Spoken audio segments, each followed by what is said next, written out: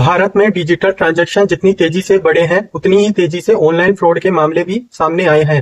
खासकर OTP scam, जहां लोग अनजाने में अपना वन टाइम पासवर्ड शेयर कर देते हैं और कुछ ही मिनटों में उनकी मेहनत की कमाई गायब हो जाती है।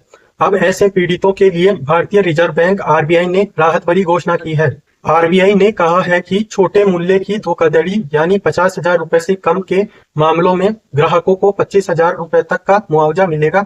खास बात यह है कि यह मुआवजा तब भी मिलेगा जब ग्राहक ने गलती से ओटीपी शेयर कर दिया हो। आरबीआई गवर्नर संजय मल्होत्रा ने बताया कि करीब 65% डिजिटल फ्रॉड मामलों में रकम 50,000 रुपए से कम होती है और इन्हीं को ध्यान में रखते हुए यह नया ढांचा तैयार किया गया है। नियमों के अनुसार यदि किसी ग्राहक का 20,000 रुपए का नुकसान हुआ है तो उसे 85% यानी 17,000 रुपए वापस मिलेंगे।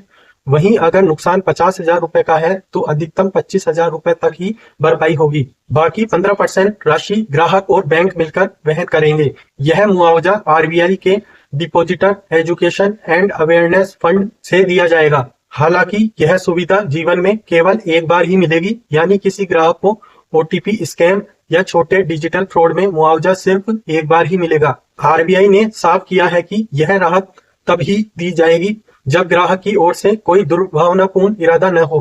यह कदम उन लाखों लोगों के लिए बड़ी राहत है जो डिजिटल पेमेंट्स का इस्तेमाल करते हैं लेकिन साइबर ठगी का शिकार हो जाते हैं।